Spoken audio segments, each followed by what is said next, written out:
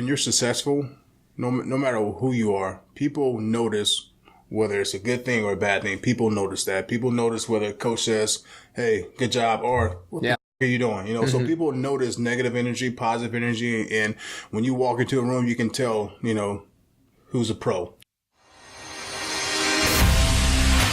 Have you ever heard the phrase becoming the best version of yourself? Yeah, me too. But what does that even mean, and how do we become that person? I'm here to help you navigate through those questions and come up with actionable steps in order for you to live your best life. We've got to discover what we want. We've got to figure out a plan on how to get there, and then we have to go. We can't just sit and wait any longer. Life won't wait on us. So come join me on this constant journey to become the best version of yourself and to find your best you. I'll see you on the other side.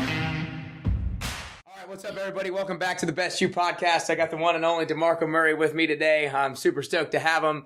And one thing I haven't told you yet, actually, is it's actually funny how all this worked out. I actually have had you on my fantasy team for 3 straight years. Nice, yeah, your last 3 seasons. Nice. So I thought that was pretty funny, kind of how this all worked out. Win any money? A little bit. Let me get a little piece of that. There you go. Yeah, definitely trash talk. You gave me some ammo to trash talk my roommates. That's for sure. That's good. That's awesome. Well, so now you just retired a few months back. Now, I want to ask you, what are you most excited about with your life right now and with your career right now? I think for me, the best thing and the most exciting thing that I'm excited to do is kind of just live my life. You know, I'm 30 years old, just turned 30 this past February. So I've literally have been working 25 years of my life, from, you know, Pop Warner days to camps and having to travel and do all these passing camps, running back camps, and going to school and not having that kind of social life. But it was a sacrifice I was willing to make because I wanted to, you know, obviously get to where I am today and live life comfortably and obviously play the game. The game has meant a lot to me, but just to travel. I was retired for about 2 weeks, and I got another job with Fox Sports. So, Right. I'm just addicted to working out. I'm addicted to just kind of just trying to better myself and come out of my comfort zone and doing different things. So it's been great. I get to spend more time with my family. Like I mentioned earlier, I get to travel and just more so relax and enjoy the game from a different side. Yeah, that's awesome. Yeah. So some of the things you're doing right now, you're doing broadcasting. Yeah. You obviously have your foot in tilt, which is I'm working for you now, which is awesome. Handed chopped. So what kind of what sparked you to want to do these different things? Like, you know, you have your hands a lot of different things, businesses and broadcasting now. So what sparked you to want to do these things? For me, I've always been a creature of habit as far as working out. I love food. I'm in chop, so healthy eating and things of that nature. And working out, that's something that I'll always do. I love to work out. I met you at Orange Theory, so I was doing that on the side. And tilt is something I've always done. Spin.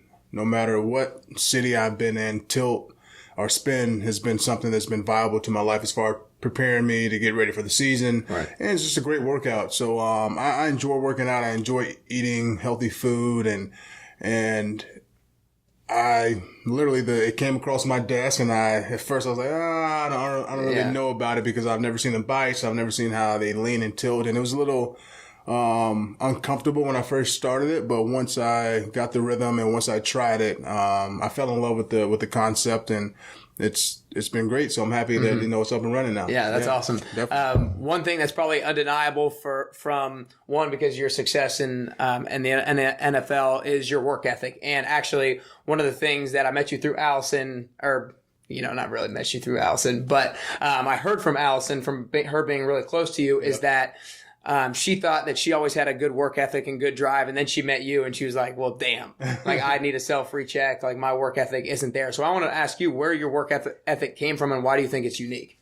I think it's unique because it's literally every single day. I'm always trying to better myself no matter what it is. And just like we spoke about earlier, it's just me trying to better myself and trying to be the best version of myself every single day, no matter what the circumstances are. And, you know, playing college at Oklahoma, playing in the NFL, there was always guys preparing. There's always running backs. There's a lot of great talent around you. So what are you doing differently to separate yourself from them in the long run? So for me, it's all about being mentally tough. And I think the definition for me is just being your best regardless of circumstance. No matter if it's cold as shit outside, I'm going to continue to work out. No matter if it's hot, I'm going to continue to work out. And if you're sick, if you're not feeling up to it, whatever you have to do to get yourself going and kind of prepare and get your mind right, I think that's something that I've always been fortunate to do. I've always had a willpower to do things that not many other people are willing to do. Yeah. Where do you think that willpower came from? I think the willpower for me came from, I've always had it embedded in my mind, my heart, just to work hard and grind through things. And when I was a freshman in college, I had my first injury ever, and having played football, always been on the field, always been the starter, always been like the kind of the best player. And then going to Oklahoma, first year I get hurt. Now I'm having to sit out a year, basically redshirt. So it was all new to me. And I'm like, what in the hell is going on? How can I get through this? And my faith is something that is extremely strong to me and important to me. And it's kind of sort of my willpower. And you know what? It was hard. I won't lie. I start questioning, hey, am I meant to be at Oklahoma? Why did this happen? Am I not living right? Should I have had that drink? Should I have, little things just start to creep in your mind. But at the end of the day, I've laid such a strong foundation of how I maintain a healthy lifestyle, how I've worked hard, have a strong family, have a strong faith and what I believe in. And for me, it was just, boom, let me just rehab. I'm going to rehab. I'm going to listen to the trainers. I'm going to get up at 4 or 5 a.m. I'm going to get there before everyone. I'm going to do all my rehab before everyone's in the building. I'm going to work out with the players. I'm going to do what I can do. Then I'm going to stay later. So I had to stay late, show up early and stay late.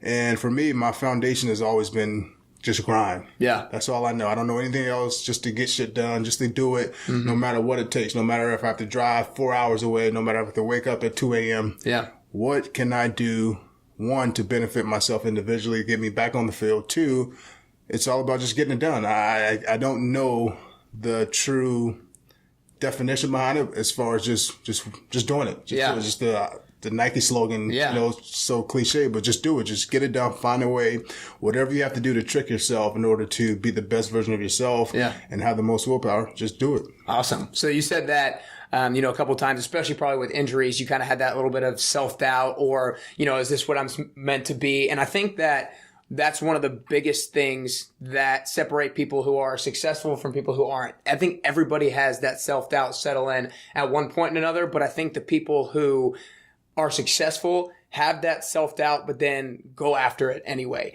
They don't let it stop them from actually attacking what they want to do, because everybody has goals, everybody has dreams. So what would you say to somebody who is in that place of self-doubt? They're wondering, why is this what I'm supposed to do? Is this what I'm supposed to be going after? What would you tell somebody who has that kind of a feeling at the moment? Well, that's the biggest question we always ask ourselves. Is this what I'm supposed to do? Right. Is this what I am meant to do? Well, you don't know unless you try it. And for me, it's all about just going out on a limb. I have social anxiety. There's things that we all tend to do. We don't like to attack our negative traits. If we're not doing something good, or if we're not good at it, like I'm not a great power cleaner. So sometimes in the weight room, I don't like to do power cleans, but I won't get better unless I practice it, unless I go out and say, hey, what am I doing? Do I have to get my hips better? Whatever, flexibility, whatever the case may be. So you have to find it within yourself to really go out on a limb and just say, hey, I'm going to try it. I can look back 10 years from now, 10 days from now and say, hey, I failed. You know what? At least I know I failed because, this just wasn't my calling. But if you never take your shot, if you never attack it, you'll never know the outcome, the true outcome. There's times where, just with me, like I mentioned, I'm in broadcasting now. Never in a million years would I ever say, hey, I'm going to be in broadcasting. Right. Because I have social anxiety.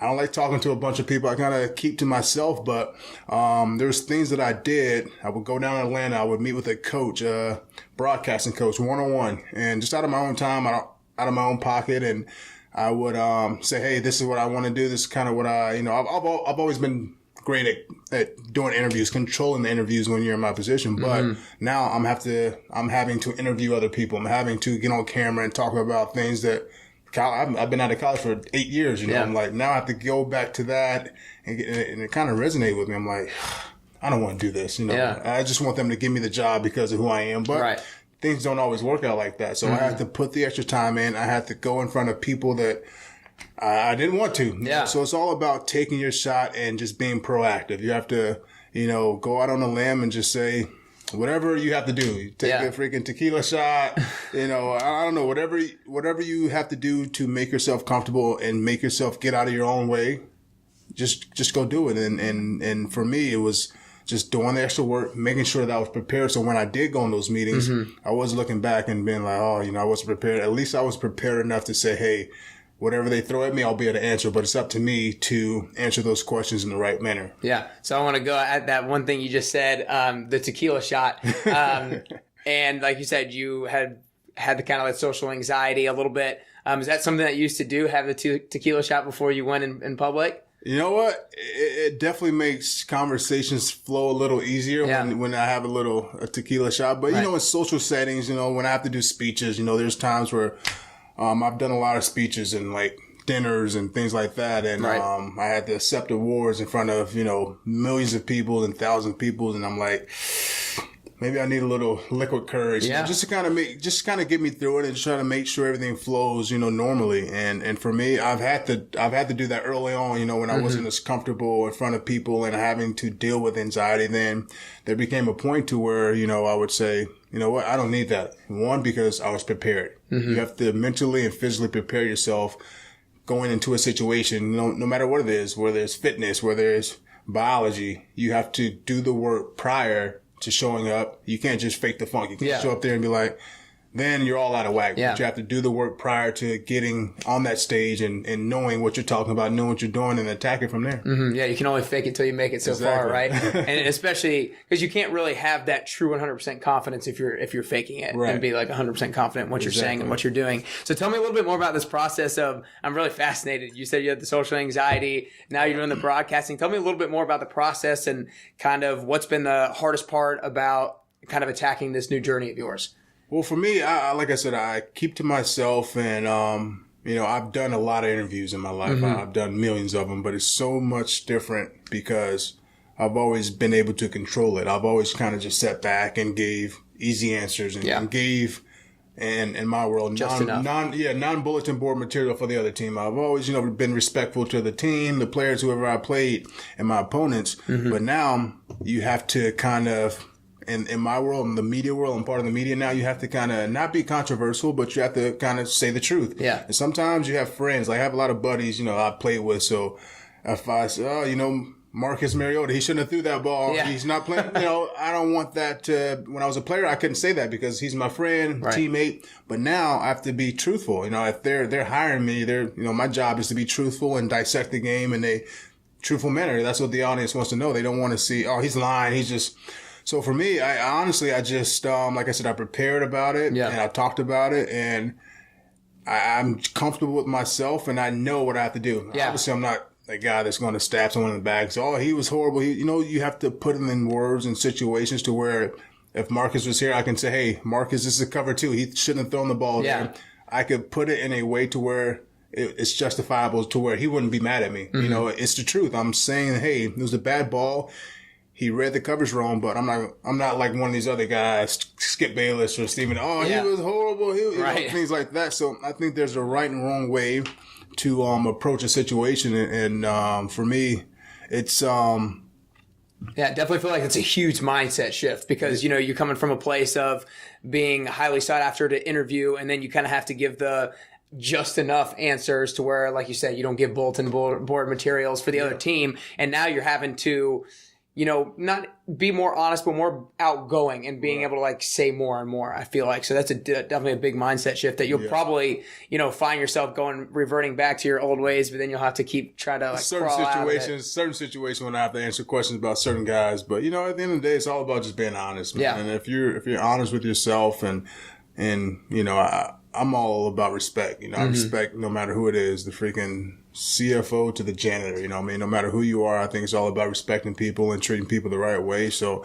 I think I've done that enough in my life to know and understand if I did say something that someone may not agree with, but it's truthful, it's not going to hurt their feelings like in a personable way. But, it's all about just being honest. And like I said, I've been respectful to people, and I think they'll take it the right way. Yeah, I think that's awesome. One of the also things that I've learned from being around you a little bit the last couple months is, and kind of through your relationship, I feel like with Allison, is that I see you really hold her accountable and hold her to a high standard. And I think that it's so important for our friends to hold us accountable? Because I think our best friends in life are the people that ask us the tough questions, the people that hold us accountable because they know we have places we want to go and they want to see us get there. So they got to hold us accountable and hold us to that high standard. Right. How would you hold people accountable in the NFL locker room?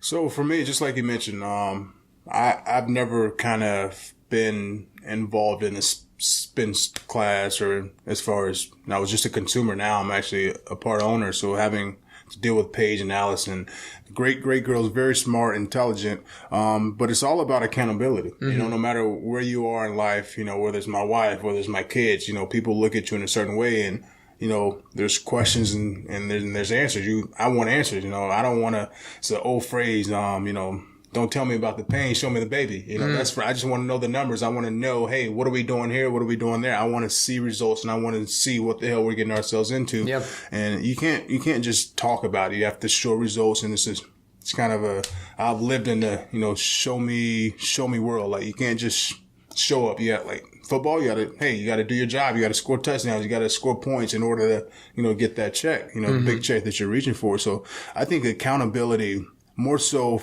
holding it from your friend's standpoint, but you got to hold yourself accountable first before you can hold other people accountable. Mm-hmm. So for me, I'm making sure that every box is checked off. Hey, I'm doing this right. I'm doing this right. Yeah, you know, I may not feel comfortable with this, but let me make sure that all my shit is squared before I can try to get on someone else. I think it's just being a leader. You know, when you can't have any loose ends. You can't have a freaking hole in your boat. You can't let water sink through and then try to come at someone else with, hey, what are you doing over there? But hey, then they'll look at you like, well, your shit's not done. You know, so you have to always make sure that you're accountable for yourself. Yeah. And it's just all about just a respectful way. Just like I mentioned a few minutes ago, I'm not coming at them in a harsh way. I'm just talking to them. There may be times where you have to change your tone a little bit. Yeah, be a little bit more stern. But at the end of the day, it's all about having respect for them and not embarrassing people. You know, no one wants to be embarrassed. Right. You know, I'm a grown man, you're a grown man, she's a grown woman. So I would never say, what the hell are you doing in front of everyone? You know, if there's a conversation that needs to be had, like in a harsh way, you pull each other to the side and say, hey, this is kind of, you know, I don't like this. I don't like what you're doing. But, so in the locker room, you know, I was kind of I wouldn't say I wasn't a vocal leader. I wasn't a guy that will call the whole team up, and I led by example. You know, like I just mentioned earlier, I would make sure that I'm there early every single day. I'm the first one there. I'm the last one there. I'm not fumbling the ball. I'm not dropping the ball. There was never a time in my career where I was singled out for, hey, he was late. Yeah.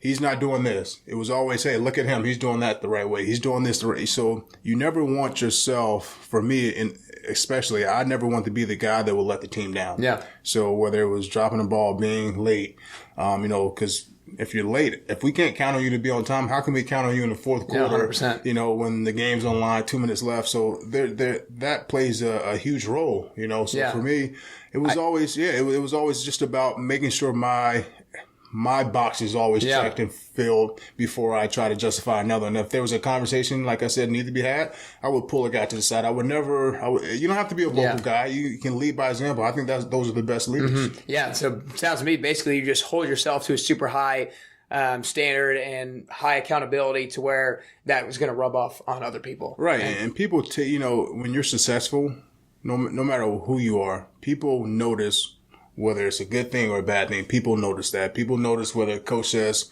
hey, good job, or what the are you doing? You know, so people notice negative energy, positive energy. And when you walk into a room, you can tell, you know, who's a pro. Yeah. You know, so I think that was, for me, it was always about, obviously I want to represent myself on the field in a great way, but it was more important for me off the field to have DeMarco Murray, the person, be way more respected than DeMarco Murray, the football player. Gotcha. So also another thing I want to ask you, you know, you've been around some great people in the NFL. You've had Tony Romo and Jason Witten in Dallas and a number of people everywhere. Is there any one person, whether you played with him or not, that you really looked up to in the NFL more than anybody else?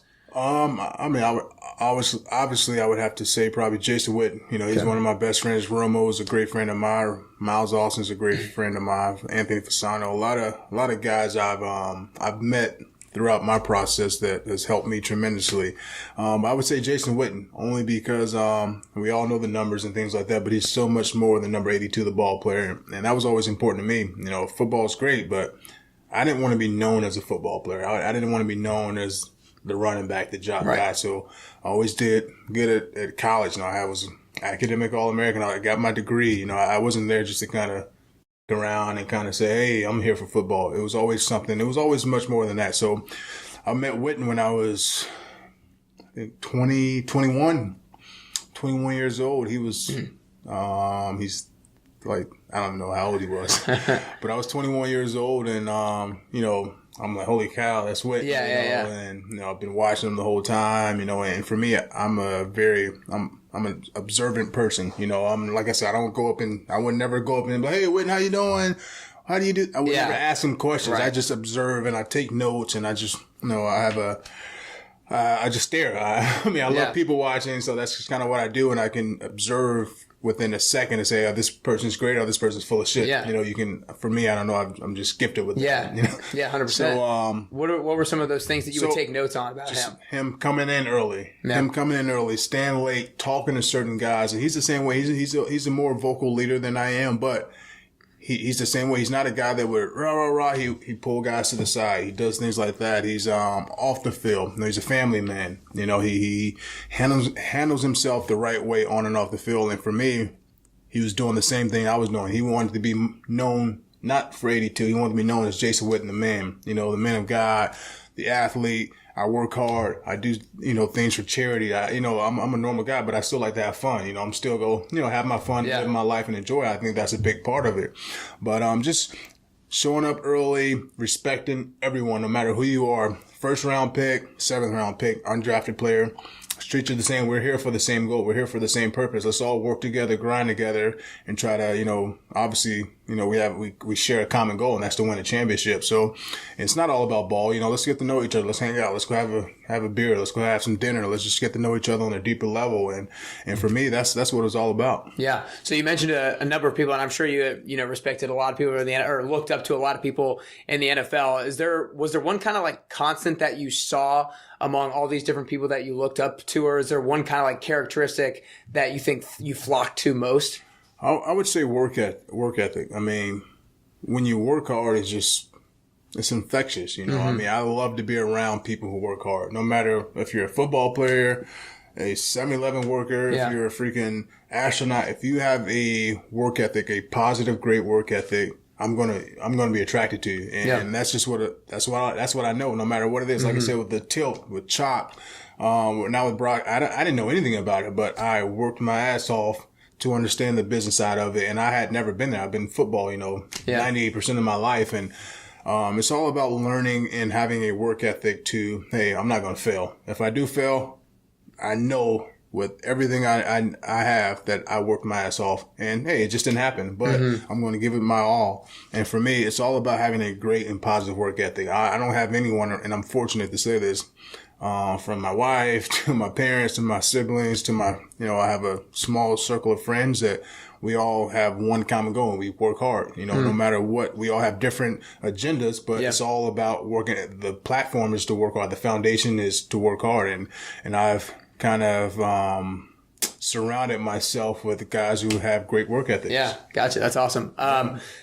You have 2 kids now, right? You have a 4-year-old, 2-year-old? Yeah, 5-year-old daughter. 5-year-old now? She's turned 5. Very 2, good. Yeah. Awesome. Happy birthday. Oh, yeah, definitely. What have you learned about yourself from being a father?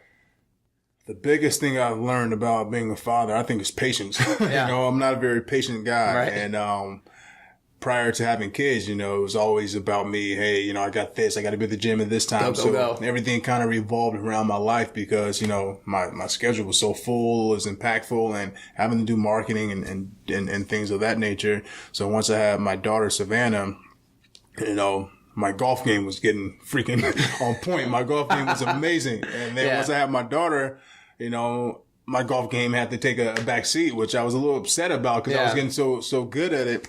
And so now I was like, I can't be out of the house all day. When you're just, when you're a couple and then, your wife isn't really cares. Yeah, you can go golf, you can go do that, you can go work out. So when I had my daughter, I was like, I can't do that. I got to spend more time with my family now. I have a daughter and, I got to be there for her. I got to make sure that I'm helping my wife. And, you learn a lot of crap about women when they give birth and things that I never thought about or knew until I experienced it. So I think for me, the biggest thing was having patience. Yeah. And, so how do you work on that?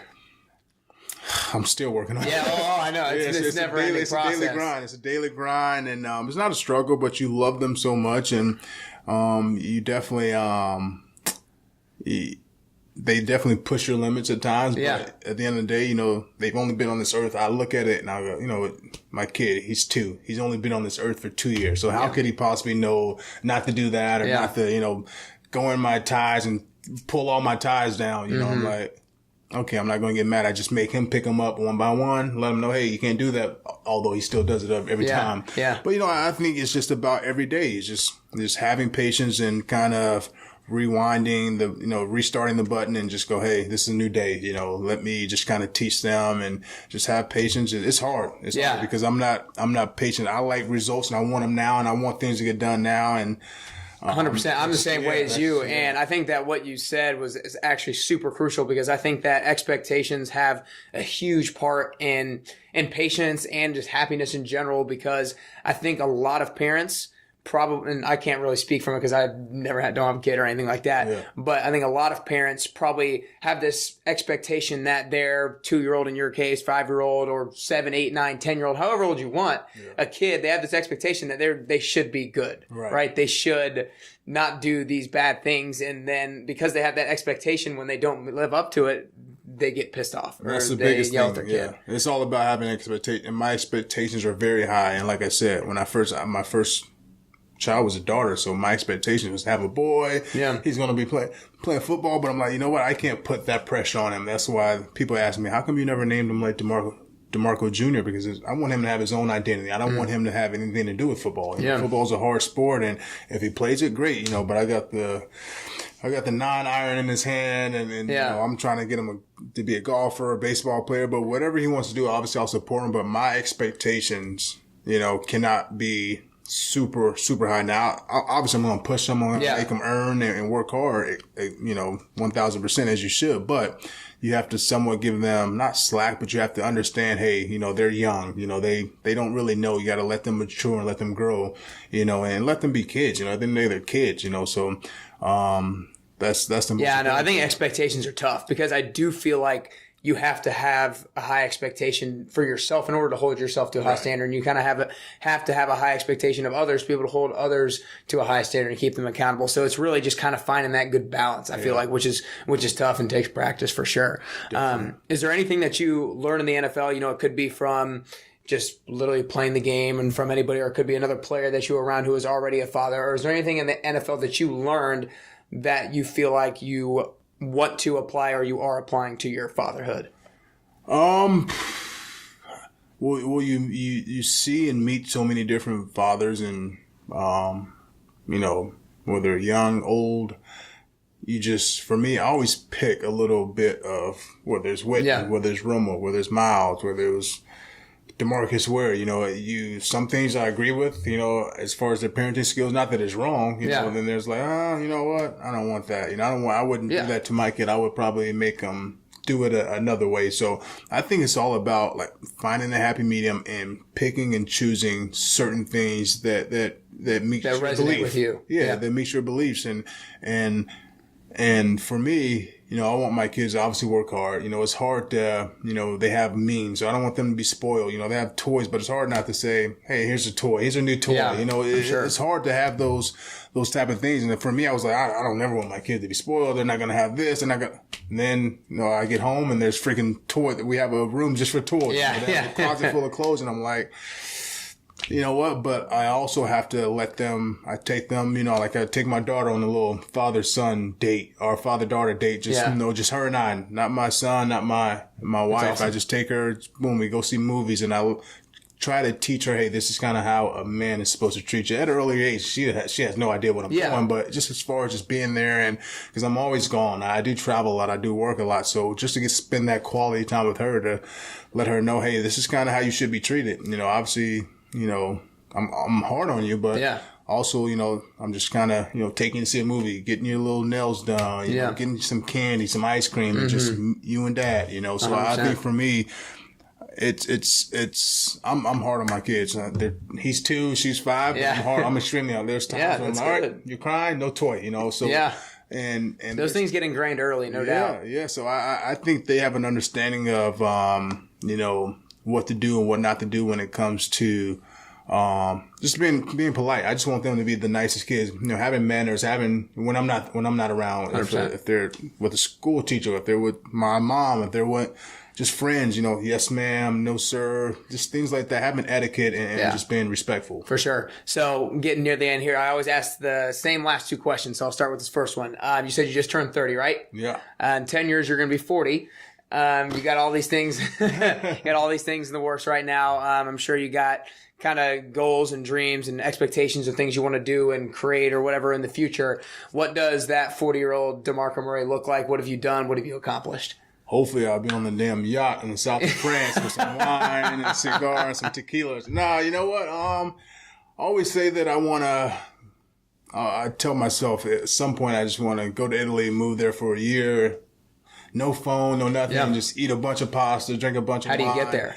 But that's not what I want to do because I'm so addicted to working out, and I love what I got going on with Tilt, with Fox, and just for me, it's just trying to be a better version of myself than I was an hour ago or yesterday. Mm-hmm. And as hard as it is, I'm constantly thinking of ways to improve myself. Yeah. I'm thinking of ways every day. Obviously, what are the different areas of your life that you try to do that in?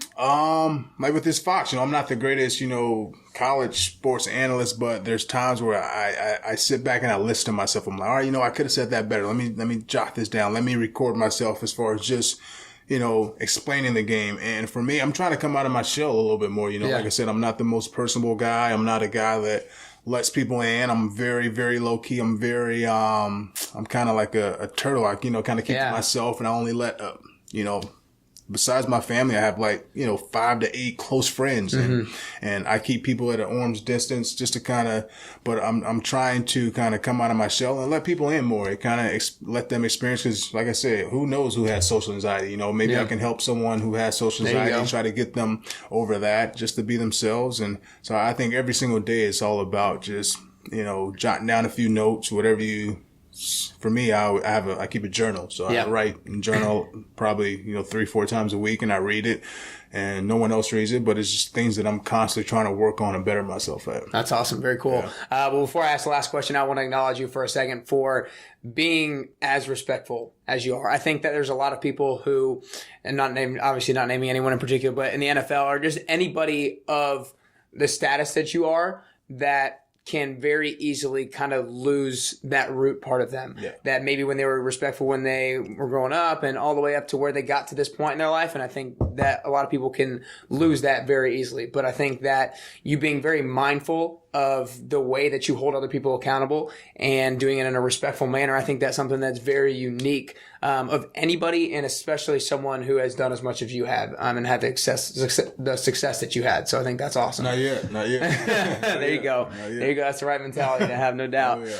So let's see. You spend a little bit of time on social media, or where can people find you? Not a whole lot, I guess. Yeah, I'm not a big social media. Yeah, just watch Fox Sports, huh? Yeah, that's it. I do it. I do it nowadays because in my kind of for marketing, that's the first thing. How engageable is he on social media? And I try to do it, and I'm just not a big. It's not your cup of tea. It's not my deal, man. Yeah. I'm a Twitter guy. I like Twitter because the news is so so accurate and so timely. But 100%. The only reason I ask is because when I bring people on, I want to support them as much as you can. Right. So people can support you. Watch Fox Sports. Go to Chopped. Go to Tilt. Come see me. Definitely. No, but that's awesome. Well, so the last question I always ask everybody is, talked to you before about how my passion is to become the best version of yourself, and I think that, like a lot of things, it's a constant journey. I don't know if we're ever at that best version of ourselves. Hopefully on that last day, we can look at ourselves in the mirror and, feel like we've got to that point or as close to it as we can. And we're always trying to improve every single day, like you've spoken about. So I want to ask you, for you personally, if there were 3 things that you could do or 3 things that you could work on to get closer to being that best version of yourself, that best DeMarco Murray that you could be, what are those 3 things that you could do or 3 things that you could work on? I would say definitely coming out of my shell more, being more personable, like talking, engaging to people that I have no idea. I don't know them, but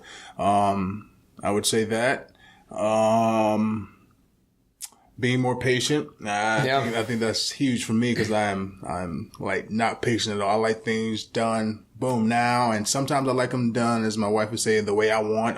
People are always on my time, but I think that's totally false. I would say the third thing would be,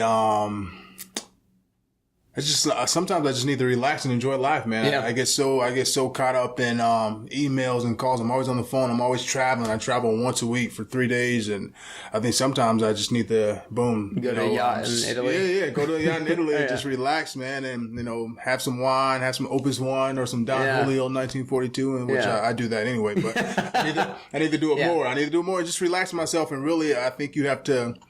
Obviously, we're trying to be the best version of ourselves. We're trying to work hard, but sometimes you have to just relax, go hang out with buddies, take a trip, and just have fun and enjoy life, man. Life is short. I think that's the biggest thing for me, to do those 3 key things. I think I'll live a long, better life. Yeah, that's awesome. Definitely. Well, those are 3 great ones. Well, I appreciate you coming in. That's all we got, man. Oh, yeah, definitely. Yeah. Definitely. Appreciate it.